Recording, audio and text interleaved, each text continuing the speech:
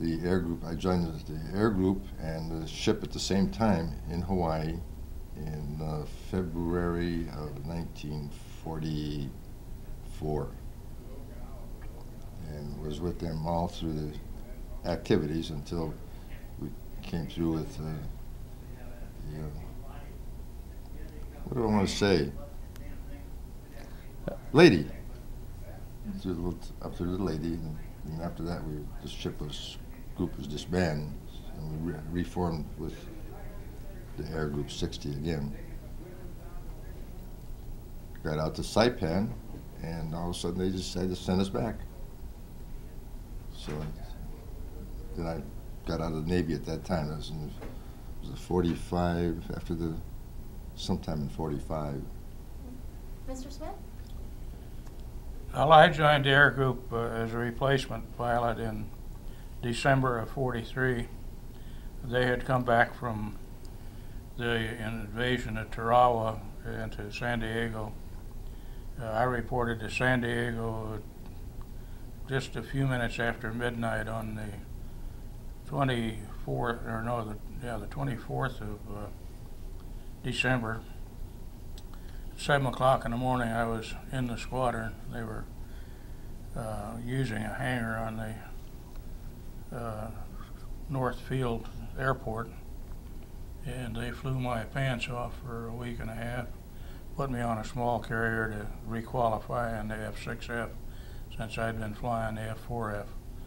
And we were back at sea, I think, by the 3rd of January. And from there on, it was just one invasion after another. Mr. Beckerdite? I joined, as I remember, I think it was the first few days of March. I had gone out to Hawaii and joined another air group who had sent people out for replacements. And they didn't need them, so they came back to their squadron, and so I was transferred. I would have been with Fighting 8 on the Bunker Hill, but my orders were transferred then to the USS Suwannee. And I had trained and carrier qualified in the F-6F. Like them, I'd been in F-4Fs, but while I was on Maui and before I transferred. And then we went out to sea from there and followed the group through, of course, and through Leyte. Tell me about the morning of August 26th. October 26th. October 26th? Yes. My dad did the research, so. It actually started the 25th. Yeah. 25th? Tell me about that.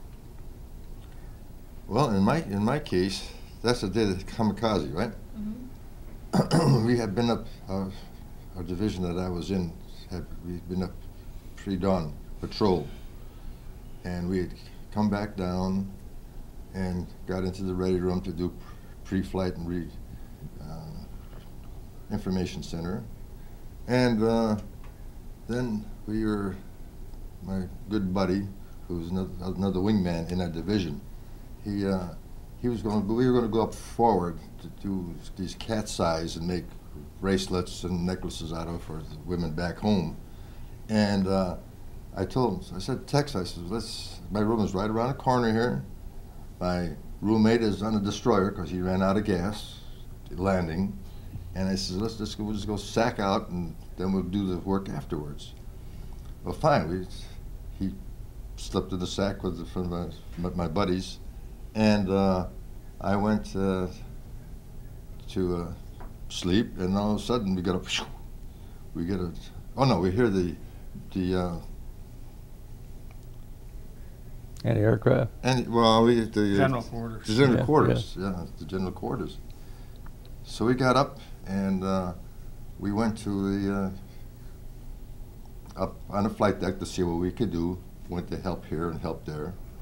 I started helping them unload the 5-inch shells off the gun turrets, so in case we had any fire, they would not explode. That seemed the thing to do. And but that was and Tex did some other work. After it was over with, the next day we went to look forward where the explosion happened, and we had found out that his room was wiped out and his roommate was killed. So if we had been there, we would have had problems. So that was, somebody was looking after me.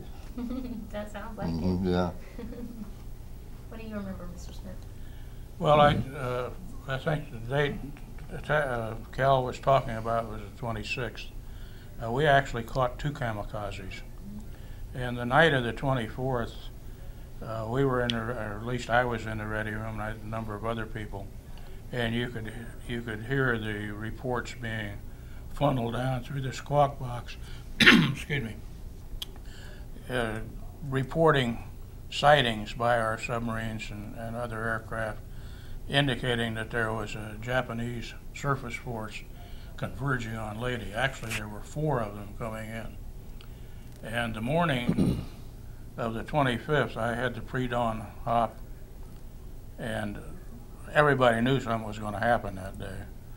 And we launched, and actually out of a group of 5 airplanes that were fired up, mine was down, so I jumped in the standby airplane, and another one was down, so we actually launched 3 out of the 4 possible airplanes. We went on patrol, and the torpedo bombers were sent out shortly after us, and while we were in the air, the first kamikaze hit. That first kamikaze hit just forward of the aft elevator. It exploded. It went through the hangar, the flight deck, exploded on the hangar deck, and killed quite a number of people down there and started a severe fire on the hangar deck. When it got through, this happened at about 7 o'clock in the morning. We were hit about 30 seconds after the Santee took their hit. We had two hits right away, and when we came back to the ship, the torpedo group under Vincent had helped the battle group that was strung across Surigao Strait, and I think there were 6 planes involved that dropped torpedoes on one of the Japanese battleships. The battleship was already on fire, but they got 4 additional hits, and that thing went to the bottom.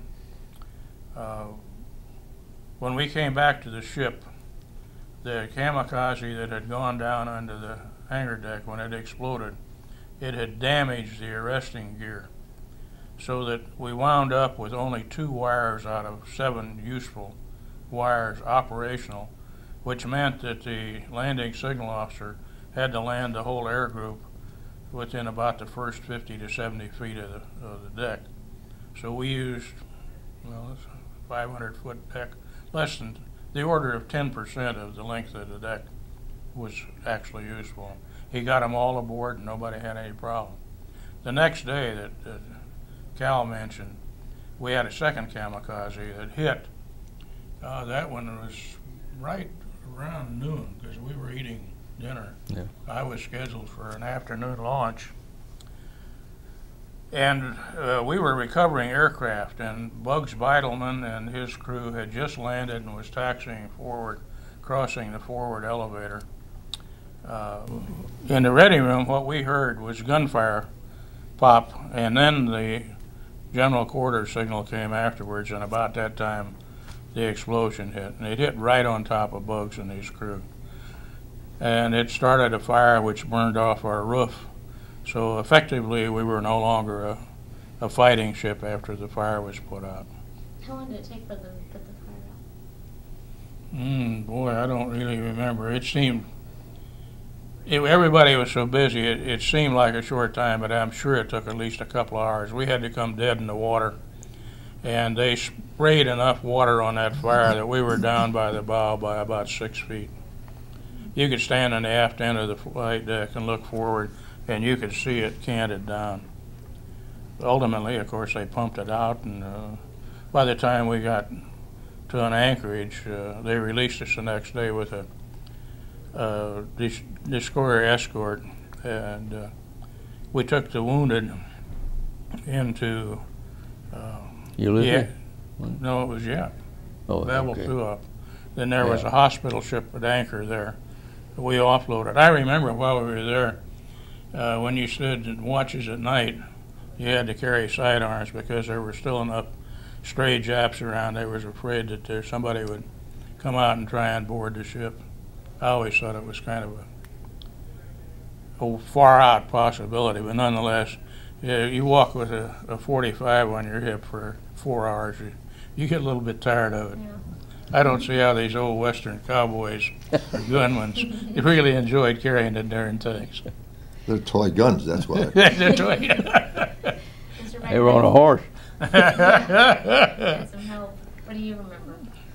Well, when I had the early morning hop too, and was in the air, of course, and we were vectored out some 20 miles. Our station was a combat air patrol over the ship, basically, and we were vectored out for what was considered to be a bogey, and some 20 miles or so. And we went out. There was we found out there was a cloud at the time, because we didn't have the radar in those days that we have now. But anyway, we didn't find anything. And about that time, we heard over the radio salvo, which was the code word for under attack. So we immediately turned back for the ship, and with everything to the firewall to get back there. And when we got back to the ship, why, she was dead in the water, and column of smoke was up to 5,000 feet or better. And we figured, well, there maybe goes our home sweet home. So anyway, we remained airborne, and finally, when we, I mixed up a little bit on this, frankly. I was trying to discuss with some other people what the timing was on some of this, because some of us back at the tail end, I was getting low on gas, and so they said whoever needs to get gas, it's going to be a little bit before they had the deck ready and so forth to go aboard, and we couldn't go aboard. So I was one of the people that peeled off, and we went and landed on the Sangamon. And landed on the Sangamon, and there was, I don't know, 3 or 4 of us, and we went down and we were refueled and given a cheese sandwich. I remember that, and kicked right back into the air, and we'd been up there for 4.5 hours or better to start with. And when you set on those tin cans and those survival kits, it gets a little tiresome. But anyway, we were back in the air again, and went back on combat air patrol and so forth. When when we finished that tour, we came back aboard, and I landed too. They only had the 2 wires. They had a steel deck over the hole where the Japanese plane had gone through, and they just put a steel plate over that, and then we had the 2 wires and so forth. And there was no particular problem, because except we were on small quarters of landing, but they didn't tell us. But that's where we usually landed anyway. So, but that's where I was during this time. So, as far as the activity on the ship, at that time I was in the air. What did you think when you saw that big cloud of smoke on your ship? I said, this is not good. Said, oh fudge. I mean, it's a long ways from home out there, you know, and the water is deep. But anyway, but seriously, I mean, you know, it was a war, and we were certainly in it, and it was obvious, and of course concern for our ship itself, and at that rate, I never dreamed of them getting it underway such as they did, frankly. Yeah, they did a beautiful job. It was an interesting story in itself. Of the old chief engineer on there had been on that ship since it was christened as a Standard Oil tanker, many years, or several years prior to the war. And then it was converted to a carrier. and he knew that ship from stem to stern, and to his knowledge and so forth, put that ship back underway. And Who was that? that was Lieutenant Commander. I don't remember what his name was. He knew how to play poker. Yeah, though. he knew how to He play knew how to poker. play He come down to the poker. ready room. Well, I don't remember his name, unfortunately. But Jeez. I don't know Has that I he ever been knew to it. any of the reunions? Hmm? Has he been to any of the No. reunions?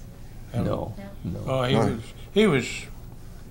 he undoubtedly is dead by now because Yeah. he was at least 20 years our He was senior. elderly, Yeah. yeah. Yeah. There's one thing I might point out to you. Herb was talking about everybody being low on gas. A lot of us didn't get back aboard ship. We had to land on the beach. And at that time, there was another Japanese fleet came in from the north, and the carrier groups were split into 3 divisions, 6 carriers each. The northernmost group came under surface attack from a Japanese battle fleet, which had the biggest battleship that the Japanese had. It had 18-inch rifles on it. They opened fire on those poor devils up there from over 20 miles away. They sunk one by gunfire. They got another with kamikaze later in the day. And all of the planes from that carrier division also landed on the beach over there. And so that it was a madhouse of planes coming in, and we stole, we didn't really steal, Borrowed. but we borrowed Army gasoline and ammunition to get our planes back in the air in order to get back out to the ship. Kind of did what you had to do. It was interesting about the the attack on. There were other small carriers, as he said, involved, and there were some of those. The battleship was using armor-piercing shells, and in some cases the shells just went right on through, left a hole, and in one side and out the other. If that had been our ship and they'd hit it, it wouldn't have been that way. And I talked to a person who was asleep in his own room, and he woke up and here was the big hole where it had gone through, and he wasn't hurt. But I mean, there's some weird things happen during this time and so forth.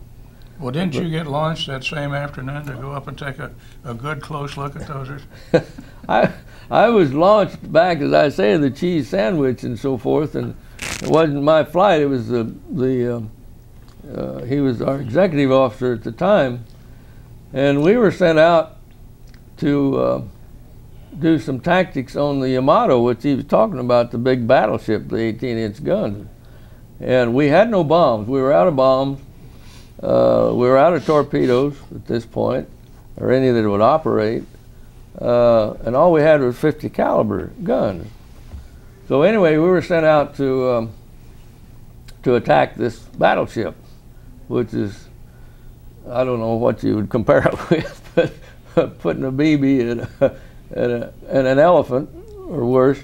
But anyway, so we went in on attack about 15,000 feet, and they sighted us and so forth, and they started doing evasive action, and which was kind of a compliment to us, but the compliment didn't last long because they actually turned those 18-inch guns up at us and started firing, and we could see the flash, and they usually put out a smoke ring, and they put out a smoke ring, and then you could see the projectile go on. Well, that wasn't too bad because there was a lot of space between them and us. But then, as long as they missed you. Then we went into attack, and we got down into the anti-aircraft fire, and that wasn't at all pleasant. But anyway, the gentleman that was leading the flight, he took off before I think about 12,000 feet or so, and I kept at it for a while, and I said, "Hey, this is not very nice down here. I'm not going to do too much damage, and I better try and find him because we stick together. You're supposed to stick with your leader." So I went out and found him, but that was our big attack on the Yamato, and it was simply to try and give them some distraction, which for that part, for a while, we were successful. Yeah.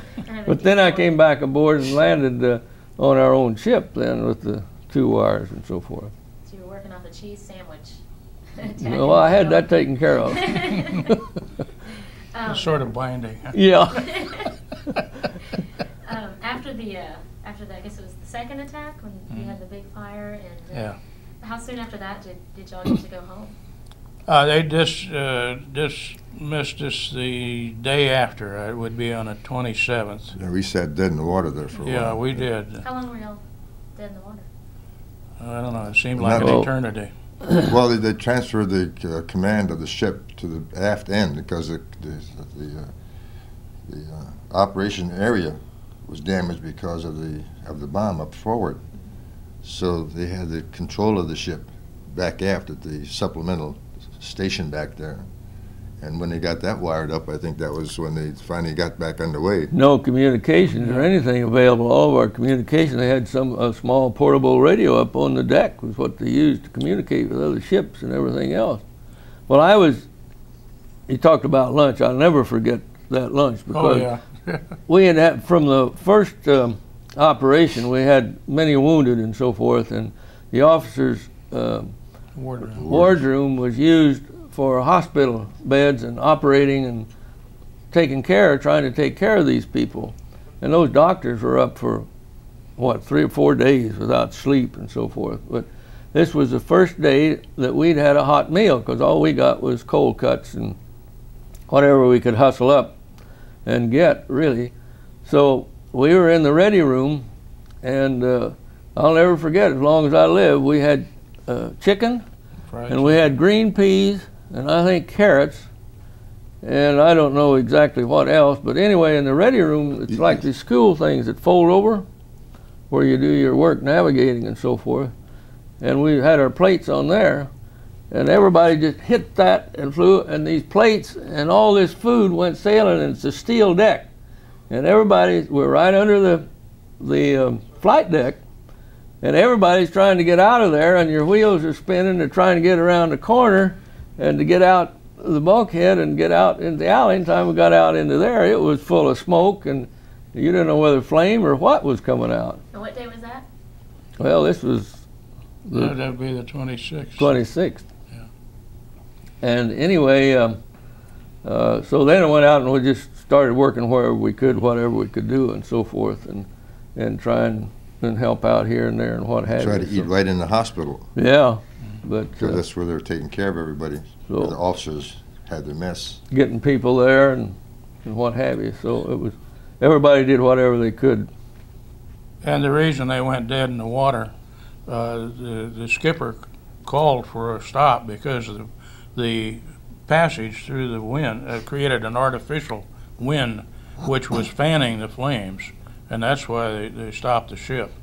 And that, at that time, then the smoke would go straight up. And as Cal said, then it took a while after they got the fire out in order to get underway again. The total number of people that were wounded or killed or off the ship for one reason or another, a lot of them were up forward, had to go into the water because it was so hot. Some were blown Yeah, off. some they couldn't even Some find of them were anymore. blown. Yeah. Some of them were blown off. Yeah. But the point is that when we got through, out of a crew of around 1,200 people, there were only about 100 or 200 people able-bodied by the time it was over. So aviators who are pretty damn dumb were running part of the ship's operation and navigating out of Plain there. doctor, too. Yeah, anything. Anything. Watches. Whatever was necessary.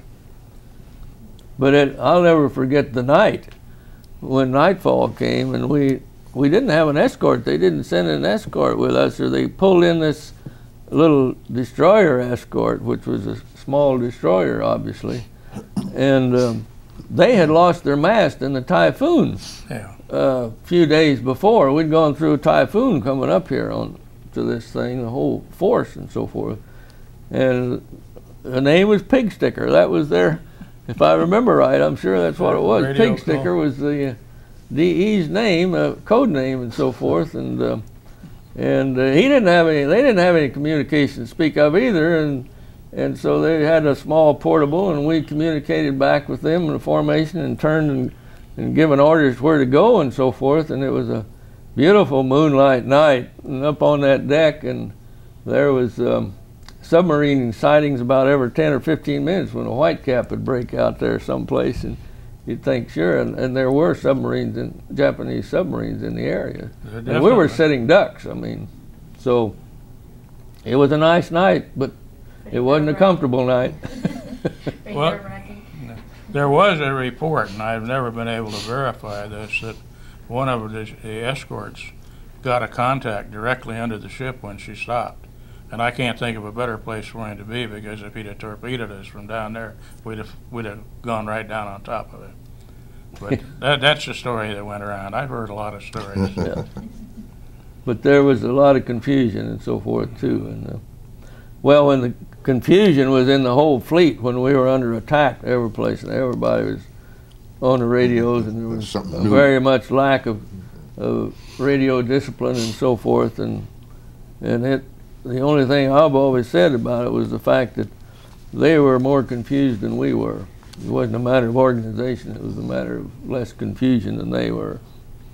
Having to do things aside from flying, like you were saying, y'all kind of pitched in after the fire and the attack. What do you remember about that, and how did you deal with those memories? We had to stand watch. Well, here we thought we'd have aviators, or we'd have lay around, do nothing, you know. But we had to stand watch with the ship's company, 4 hours, I guess it was at a time or something like that. Yeah.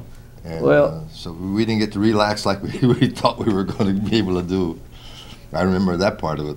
One of the saddest and probably most humbling thing that happened, and the only reason I say this is because of the horrors of war, and people should know what they are. And those who were killed and bodies and so forth were put in bags and put in ammunition shacks on the side, which were bins, sort of rooms, small rooms like on board the ship. And we didn't have time to bury them at sea and so forth at that time. Well, finally, when things calmed down, I don't know whether it was 2 or 3 days later, what it was, but then we had to go in there and bring those out in this humid tropical weather after they had been there, and it wasn't a pleasant thing, I'll assure you. There were many, many people who had to go, but somebody had to do it, and to go in there and bring them out and bury them, and so we had to identify them as best we could, dog tags and so forth. And I'll never forget the old chaplain. He was right there with us all the time. Every one of them. Every one of them, and stuck there with it. And there weren't very many people who could stay with that. Who was the chaplain? Don't remember, but you know, he became he was a Catholic priest, and he wound up as the priest at Boys Town in Nebraska, I understand. right? Yeah, I didn't know that for several years, but he was quite a man. He gave all services. He gave Protestant as well as Catholic and even Jewish services on board ship. How long did it take to? I may have heard this wrong, but I was told there were 12-hour shifts of doing the burying at sea, and my grandfather, for instance, didn't remember that until 10 years ago. Well, I don't remember it was that long. Yeah, I don't remember. I don't remember either. No, but it was a few hours. I know that, and I don't know how many was it we buried. Hours. It's in 4 to 6 hours. It probably was, because I don't know whether it was, how many did we bury at sea anyway? 300, wasn't it? Around 300 Bunches. at that time. I didn't try and count. I have no idea. But anyway, it was, and you know, the human body stench. There's nothing worse than Particularly when that it's burned. Yeah, and that was that's the sad part, seeing your shipmates, you know. And There's one young man that I had been visiting with on the deck the night before, and I happened to be the one to put him into a canvas bag, and as I rolled him over, the gas was forced out. And oh God, I'll never forget that. yeah, those are the horrors of it, in which but you had to do jobs. There's nothing romantic about a war. No. There's no winners, really. Right.